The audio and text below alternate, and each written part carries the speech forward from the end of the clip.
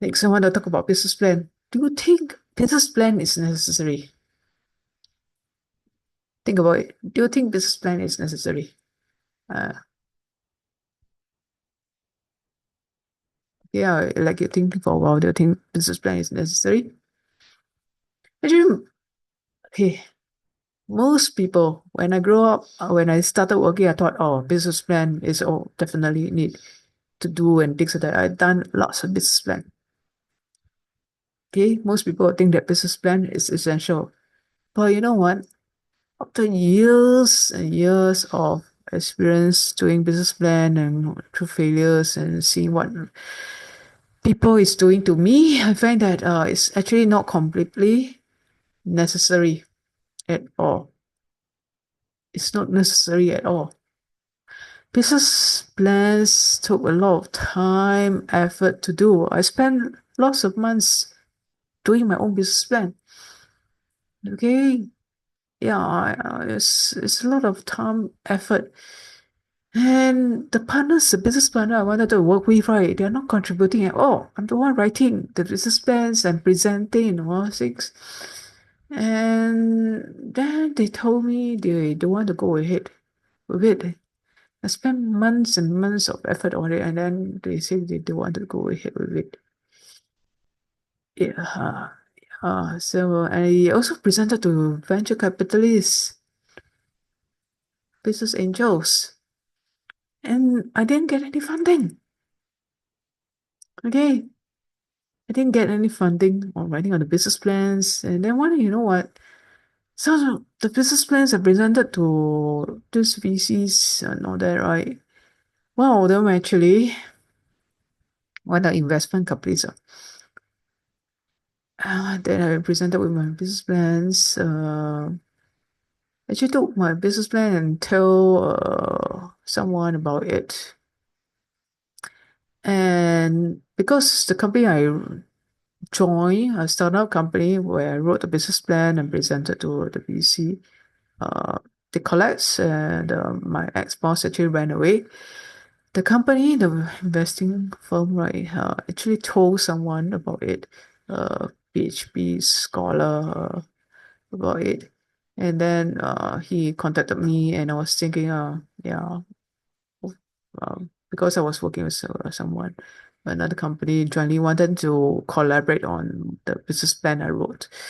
I decided to give him my whole business plan. I wrote, spent months presenting, writing in Word document as a presentation.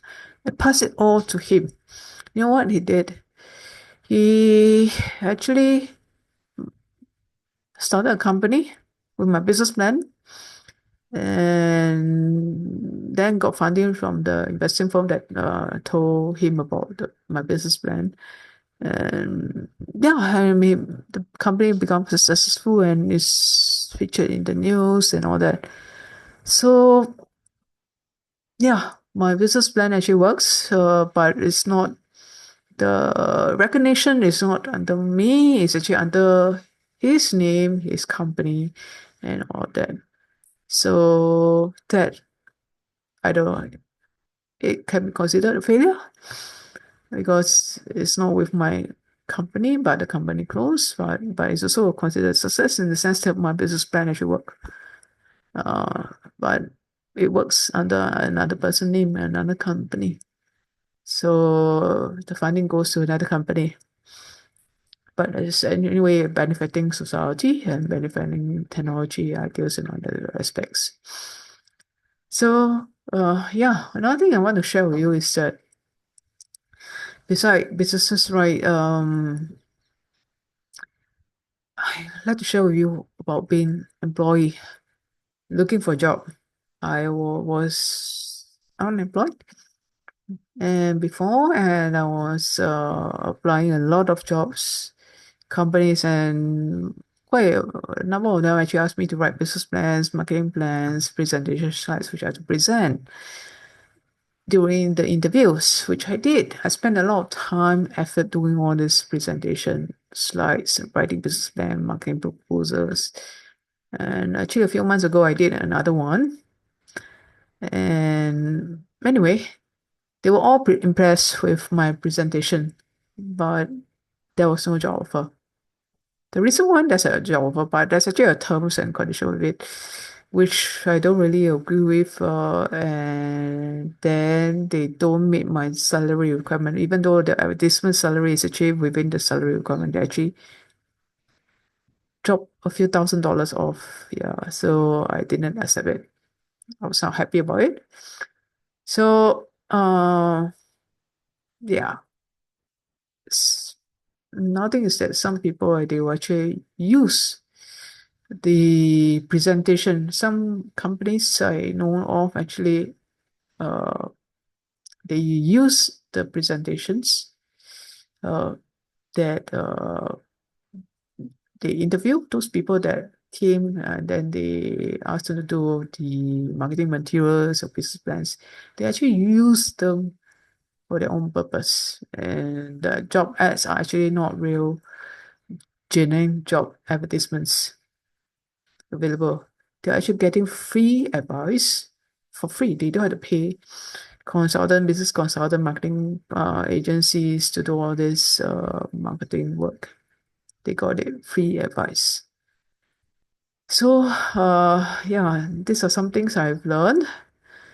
And another thing I also start to see is recognize that, some small businesses like, hawker center here in Singapore, food, so we got the food stalls.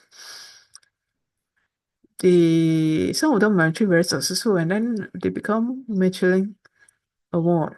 And for example, this sauce business in Chinatown, and they got Michelin award, and then the owner actually sold the recipes and start a restaurant chain and all these things. Yeah, so the rights and got millions of dollars out of it. Did the owner actually wrote business plans to start a business? No, none. It doesn't take necessary to write business plan to start a store or food business in all these aspects. None. And another thing is also I'd like to share with you some examples of successful business owners who started without a formal business plan, yet managed to build thriving business companies. These stories, right, actually highlight how passion, flexibility, intuition can sometimes outweigh traditional planning, especially in the early stages of entrepreneurship. Let's take a look at 5 incredible successful business owners who started from scratch without a plan on paper, but ended up changing the whole world. First, let's look at Steve Jobs and Steve Wozniak. In 1976, these two tech rebels actually launched Apple from a garage in California. No formal business plans, no investors lined up. They just have a vision to build computers people could actually use at home. And today, Apple is worth over $2 trillion.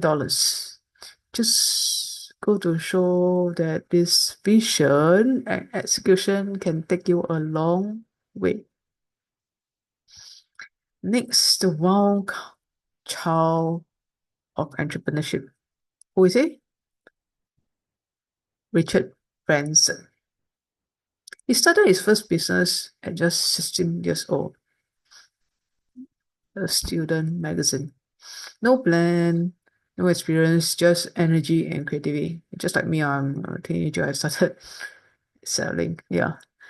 So he launched Virgin Records, Virgin Atlantic, and even tried to go to space. His motto, screw it, let's do it. And clearly it worked. Okay.